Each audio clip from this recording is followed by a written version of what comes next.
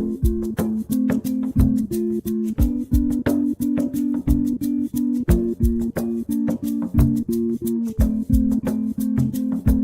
and welcome to the Inquire podcast. We're here to chat about additional support for learning, and we chat with experts in the field.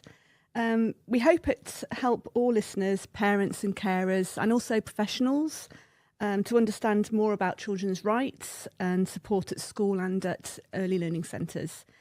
I'm Sarah, and I'm an Information and Advice Officer for Inquire. And today I'm joined by Paul, who's from Cool Scotland. And would you like to introduce yourself, Paul? Yes, Sarah, thanks very much. So my name is Paul Nisbet, and I work in Cool Scotland in the University of Edinburgh. Mm-hmm. I'm a senior research fellow, and Cool Scotland is it's a small unit within the university, mm-hmm. within Moray House. So that's the faculty for teacher education. Okay. And we work with technology for children and young people with disabilities or additional support needs. That sounds really interesting. Could you tell us a little bit more about the work that you do at Cool Scotland? It's quite wide and varied. So we have a grant that funds most of our activity from the Scottish Government. So our remit is to provide a help for anybody in Scotland that might benefit from technology. Mm-hmm. And we do that by creating some websites on different topics. And anyone can phone us up. So if absolutely anyone from anywhere can phone us up or contact with a form on our website or social media, Facebook, Twitter, Instagram, Blue Sky now instead of Twitter. And so we get a wide number of individuals, parents, people just contacting us. So websites, information, and we create a lot of material that you can download and videos. We have a loan bank of equipment because some of this stuff is very expensive, and so it helps to borrow it before you buy it. Mm-hmm. We have, and so that's mainly funded by Scottish Government. We also have contracts with some local authorities. There's 19 or 20, and some schools in Scotland. Okay. So that means that we go out to schools and try and help and try and advise. So, like yesterday, for example, I was at a secondary school in East Renfrewshire, and last Thursday I was at a primary school in Falkirk. So we go out, and that's actually really important for us because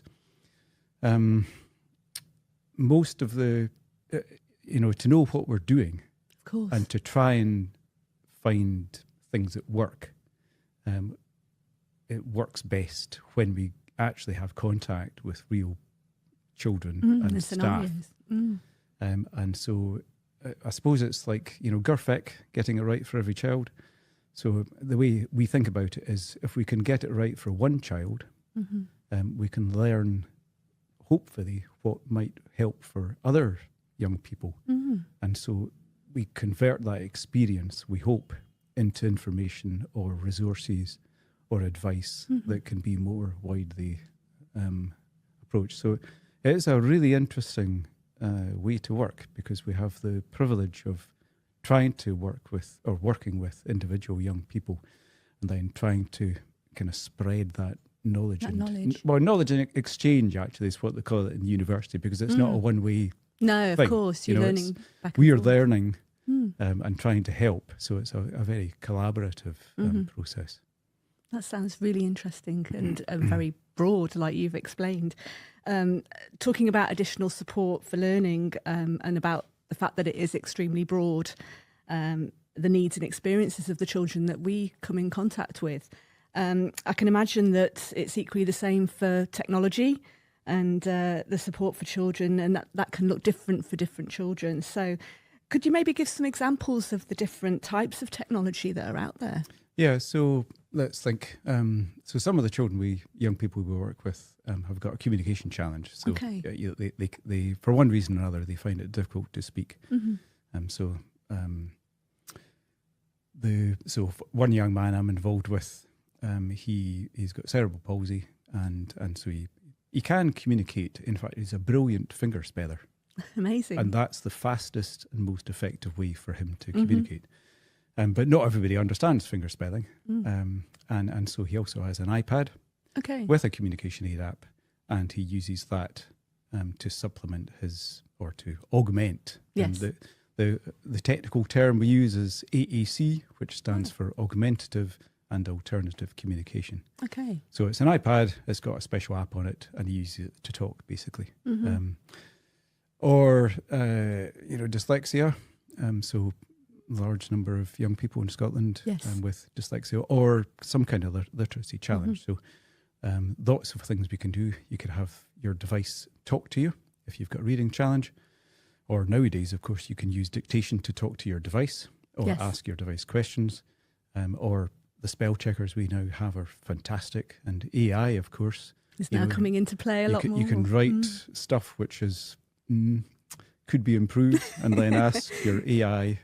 And then it gets into a bit of a tricky situation about who's doing the work. So communication support needs, reading and writing, dyslexia, obviously visual impairment. So some learners just can't see very well or can't see at all. And so technology can help with that. Learners with really complex learning needs. So maybe children who have got real significant physical challenges and, other difficulties, maybe a visual impairment, and, they can't necessarily understand very well. And so then we might be talking about finding some movement that they can manage. And so hopefully they can operate a switch, and then something would happen. And the something could be operating a toy or accessing a simple program on a PC or a computer or an iPad, or even one of the things that we worked on that was most successful was called the smart wheelchair. Oh, right. And the idea with that, we created it in the 1990s. So you can bash a switch and it's on a wheelchair, and it can just go forward, follow a track, and if it hits something, it stops. Wow. And then takes some avoiding action.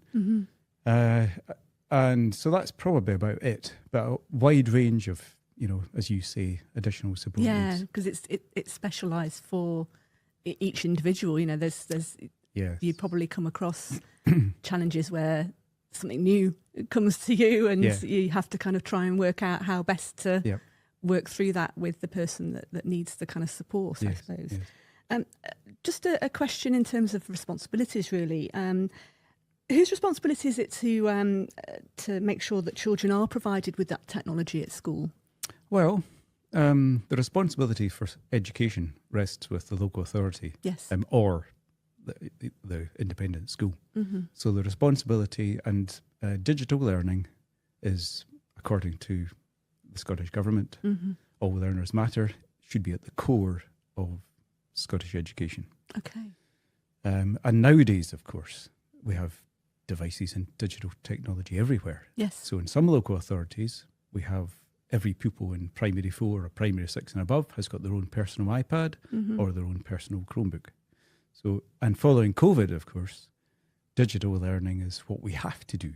And not only because it's there and you can't avoid it, but also because it does, in fact, offer learners with additional support needs opportunities that paper and pencil don't. So the responsibility rests with the local authority. And I suppose you found kind of from the experience through COVID of just how important that is, especially with children with additional support needs and trying to learn from home and remotely. Yeah. Well, the trouble, of course, is that as we know, technology can be fantastic, but it can also be extremely complicated. Yes. And actually making it happen is difficult. So we need to get local authorities. You need to have Wi-Fi that works, and that's it takes money and time and effort. And then just making decisions about what kind of digital infrastructure you want to have. So some local authorities have taken the decision to provide a device to every learner. Yes. Other local authorities don't have that, and they might provide a stock of shared devices. And when it comes to learners with additional support needs or a disability, then again the local authorities has got a duty to meet the needs of learners with ASN. Of course. And if meeting the needs of learners' needs, involves technology, then that should be provided. That should be put in place. And so local authorities should have a process to identify which students might benefit. Okay. And then provide what requires. So in most schools, in most local authorities, we have, it is the responsibility of the class teacher and the support for learning or the ASL. Everybody should be involved. And because, nowadays, if everyone in your class has got an iPad, and the accessibility tools that are built into an iPad or a Chromebook or a Windows device are fantastic nowadays. They're absolutely amazing. So all teachers have with 40% of our pupils identified with an additional support need, all teachers are teachers of learners with additional support needs. And if you have devices in your class, all teachers really should have some understanding of what can be done, and parents as well. Yes, of course. So having said that, how do you do that? Which of course, because there's, the number of things that teachers and parents and learners have now got to manage, particularly when it comes to technology, is quite, it's difficult. It's very broad. It's very broad. And very individual. So trying to find out what's available and what you can do, especially as it changes all the time. Very fast moving. That's why Apple issues a new update to its iOS, and your Chromebook magically changes itself, and Windows downloads and adds new stuff. So it is a real challenge. Yes. But of course, it's very exciting when we can all collectively get it right, because we can really, this stuff can really make a huge difference to people's lives. It can be transformational. Yeah, can. Definitely. Call Scotland work a lot with support literacy and communication needs, but they can come about for lots of different reasons. It might be, for instance, you've mentioned earlier, dyslexia. Another example is English not being a first language. What would your advice be if you're a parent or a carer looking for kind of first steps? How would you kind of approach that? Yeah, no, it's big question. Of course, the internet, you could ask Copilot or Gemini or ChatGPT, and actually you'd get quite good answers. Okay. Nowadays. The way that we tend to think about it is when we go to a school, we think about, it's called the SETT framework. Okay. A standard way of approaching this. So it stands for student, environment, task, and tools. So we think about the students' preferences, strengths, and barriers to learning. The environment is obviously where they are, but also the digital environment. So does the school have Chromebooks or iPads? Do they use Google Classroom? Do they use Microsoft? What's at home in particular? The tasks. So what does the student actually want to do? And I guess if it's homework, then or accessing social media or whatever it is, and then on the basis of those, you try and match up something. Now in practice, it is quite tricky because it's just massive. And if you go on the internet, you will find loads of products that could help. I think really on the assumption that the pupil is attending school, which of course isn't always the case. Of course. Then, having a word with the class teacher and the support for a learning teacher. Most local authorities or schools have someone within the local authority that has got a specific remit for technology. So you could ask for the people to get advice or to be referred, or you could just give a call to Call Scotland or fill in our form and would try and point you in the right direction. Oh, good. It's unnecessarily complicated sometimes, but that's because this is a huge area. It is a huge area. And I've spent 42 years working within it. Working it. So it's probably easiest to find someone who knows. Definitely. We often, through the helpline in particular, get calls from parents who have children who are not attending school for any reason. And sometimes that can then be a barrier for their learning, even though they're still entitled to the education while they're not able to attend school.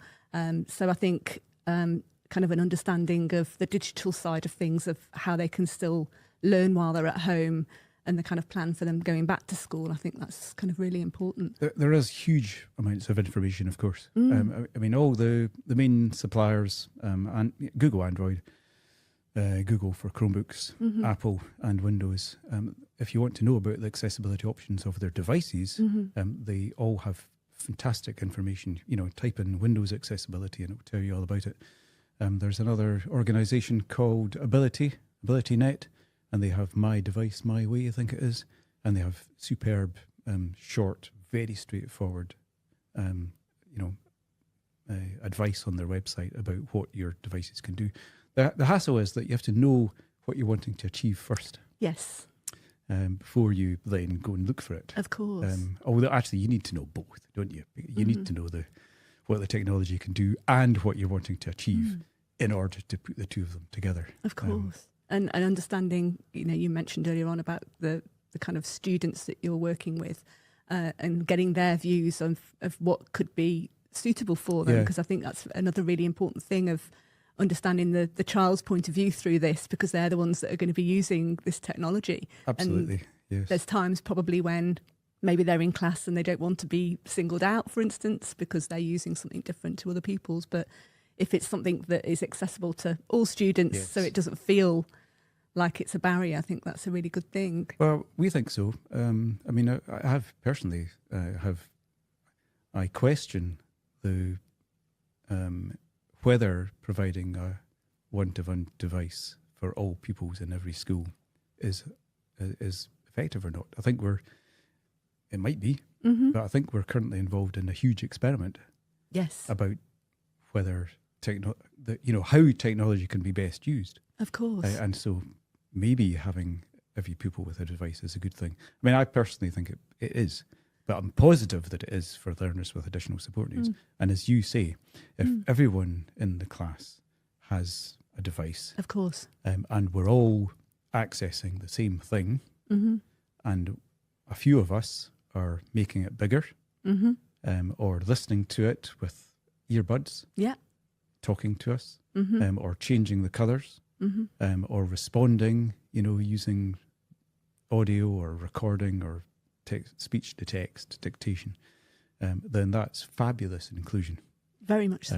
And in the olden days, you got singled out and given this, laptop or whatever to go and sit it was. at the back of the class, go and do your work. Or even if they didn't have laptops, you did have to go and sit at the back of the class. Yes, facing away from the board, and so potential. The now, inclusive-ness of it. That's right. And I think what we also find. So yesterday, for example, the conversation was, but it's a young person who finds it hard to physically she can't take notes in class, secondary school, and so a scribe often takes notes for her in the class, but she finds it difficult to retain the information, and one of the reasons I think is because if you take your own notes in class, then you are learning while you're doing that. Yes. But she can't physically do that because she just gets exhausted.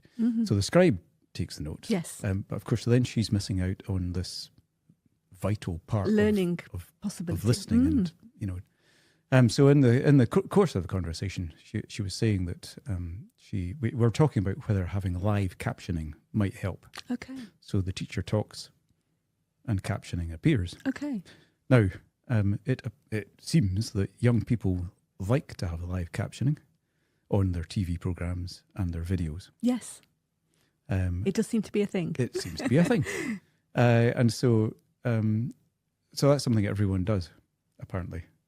And yet, so I suppose what I'm saying, this is live captioning was originally invented, of course, for people that can't hear.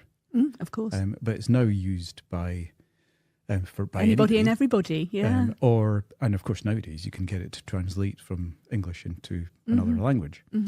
So we have this possibility that you can use your device if you're, English is Ukrainian a second language, Saudi of Arabian course. or whatever. And so that's an example of how something that was assistive technology is now mainstream technology. Yes. And that's what tends to happen. Things that used to be specialised. It transpires to kind of move in that direction. That's right. And filter through. Yeah, and it benefits everyone. Very much so. So it's the situation with what used to be called assistive technology. Yes. And we still use that as a term because it kind of is recognised. But increasingly it's not. It's just inclusive technology. That's really interesting. One thing we hear quite often at Inquire is families and carers would contact us and there'd be a kind of a barrier to the technology. It might be budgetary restraints for the school. what can actually be done about these kind of barriers? Because it is something that comes up quite often. I think particularly in the financial climate, yes, can be an issue. I think that, we've talked about how mainstream devices Yes. that may already be available have got so much built in. Mm-hmm. So if they're already there, there's no extra expense. Cost and budgetary. So the first thing one would do is make sure that we know what can be done, with, I was going to say with existing technology, but it's not just the technology, of course, it's the strategies. Yes. The Americans have actually legislate for Section 508 for assistive technology. And the definition of assistive technology is both the equipment and the support. Right. And that's a really important thing to have because, very much so. There's no point in me saying, oh, yes, here you go, have an iPad, have a Chromebook, have a thingy, on you go, see ya. Yes. Because that's just, one of the things that I think we forget is that, people talk about how young people are so adept. Tech savvy that's right. Yes. And they are. Mm-hmm. But not when it comes to, necessarily when it comes more to... of a focused kind of... to using these tools. Like last week, I was in a school and the young man is very adept with his iPad. Mm-hmm. Really brilliant. Knows his way around it. And one of the issues that he's having is he finds it difficult to type in his very long Glow email address. They are long. So I said, well, how about we add it to the iPad auto text? Ah, okay. And so neither the pupil nor the teachers had heard of that. So with auto text, and it's available with Windows and Chromebook as well, I think.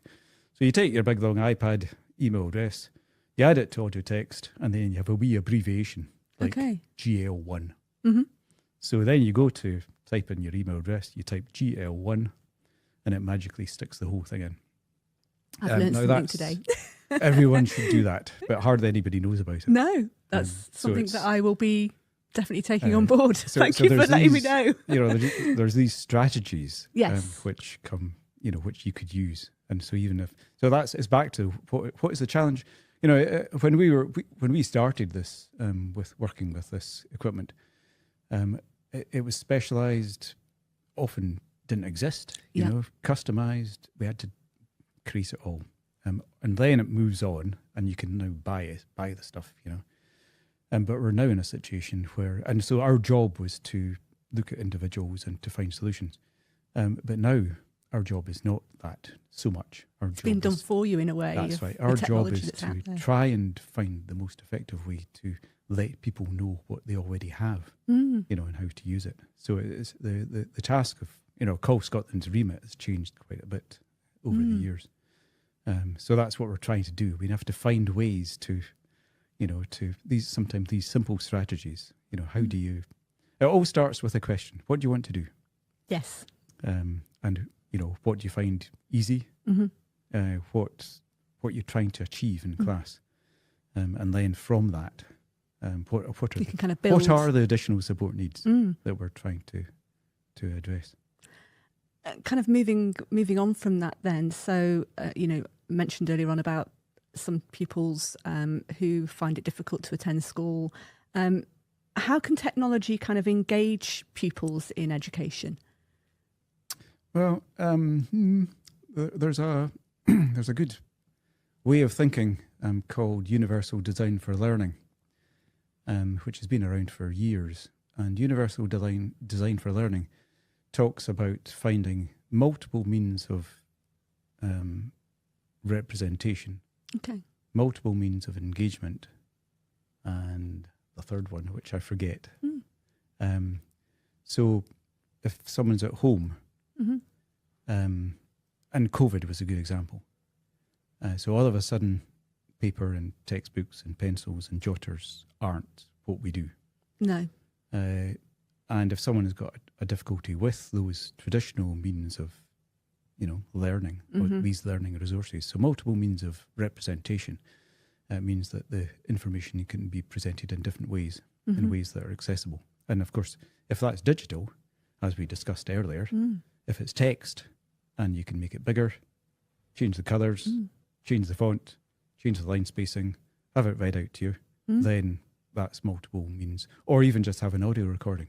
Yes. So multiple means of expression, exactly the same. A pupil that might have one of the earliest really brilliant examples.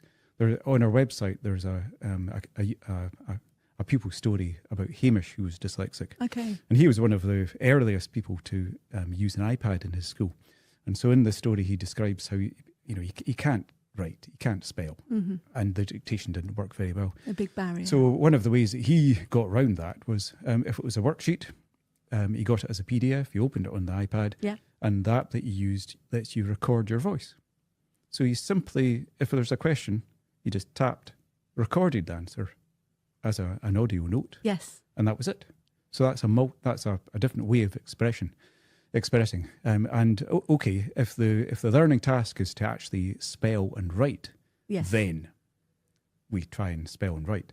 But if the learning task is to demonstrate your knowledge and understanding, then recording your answer is perfectly reasonable. So that's multiple means of expression. So I suppose, what was the question? Back to working at home. It was just kind of engaging how young people can engage with education through technology. Yeah. A big barrier sometimes is just maybe the learning style of teaching, for example, and the kind of traditional way of teaching can be a barrier to a lot of children with additional support needs. And I think it's the kind of understanding of how can that technology kind of bridge the gap.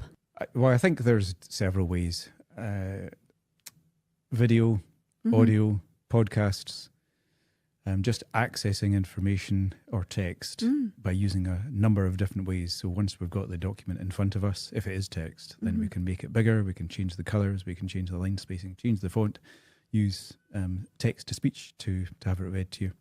And similarly, when we're talking about responding, in the olden days, we had slates and we had handwriting and we had paper and we had pens, and now you can respond and demonstrate what you understand and what you can do by taking a video of yourself, doing some activity, by recording into a document. So on the Call website, there's a really good story about a guy called Hamish, who was dyslexic, and he really couldn't spell at all. He used to say that English, he could read English better upside down than he could the right way up. And he said, as far as I'm concerned, it's just like Chinese, I can't do it at all. So one of his techniques was to open up a worksheet on his iPad and just record his answers as an audio recording and that was a perfectly adequate way of doing it. So I think it varies, of course, but we talk about different learning styles or learning maybe differences, but I think learning styles is a better term. And of course, some of us respond to different ways of interacting in different ways. And so really that's what technology can do to help engage, I think. That's amazing. We're kind of coming towards the end of our podcast today. So I'm just thinking of kind of one piece of advice that you could give to families looking to access technology for their child at school. That's a tricky one. The big one, the bombshell. Well, particularly given the concerns that we have around the use of technology and all the issues about, child safety and the amount of time that one spends in front of a screen, which I think are, big obviously issues and big concerns. So I suppose the first thing we would be doing is, unfortunately, we do have to know. We have to know what's out there, what's happening, and unfortunately, we have to find ways to make sure that it's not dangerous. That would be, I guess, the first thing. But where do you start? I think it is back to communicating with people who have the kind of who have some input background. or the knowledge of the child at the school. And if it's if your child is attending school, then I suppose asking at parents' evening or any time what's going on, and having a conversation about it. And then if you, phoning Inquire, asking, and if you, as I say, anyone can get in touch with Call Scotland. And we can signpost. And we could try and help. But I think starting close to home Again, when having those conversations. That's right. When we go to see pupils, when we started this a long time ago, the general way of working was often to have a medical model where the pupils would, come in. Yes. As you go to a hospital or whatever. And we always thought that was a bad idea because we have to see and be involved with the environment. In a real life situation. You have to see what the situation is. And so that means we always go and engage. And having said that, sometimes it's not always possible. Of course. And so we do, if people want to come in and drop in to call just for a chat, then we're... You'd be very busy. Well, we've recently got some more funding from the government. And so we've always, had an open access telephone. And we've always, if you get in touch with us, then we can arrange a Teams call or a Zoom chat or whatever. And that's kind of, if we want to waive things, it's quite good.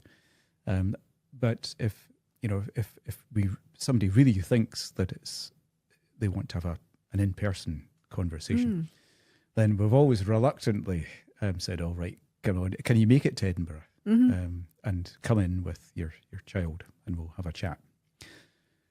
Now we're hoping to formalise that a bit more this year with this extra money we've got from the government, and so have a bookable system. Right. So there's different people in the team have got different skills. So my speciality, I suppose, is physical access. We have Claire, who's really very skilled about advising pupils with more complicated needs. Okay. And we have a speech and language therapist, Joanna. So if it's AEC, you speak to her. Kirstine has got a background in primary teaching and maybe autism. And we're just about to... Craig, my colleague, is a dyslexia and visual impairment specialist. And we're just about to try and recruit a new teacher with a mainstream secondary remit. Yes. So we'll try and sort it out so that you can book, but you're right. With really good time. There's no way that 7 people in Edinburgh can meet the needs of everyone across Scotland. So we will try and do that, but really it's speaking to your the people in the school first, your teachers, and the additional support for learning teachers in the school first. I think would be my advice. That's a great bit of advice to end on. And thank you so much, Paul, for coming in and sparing the time with us today. Well, you're welcome. Thank you. It's been useful. It's been extremely useful. Thank you. Thanks. Thank you.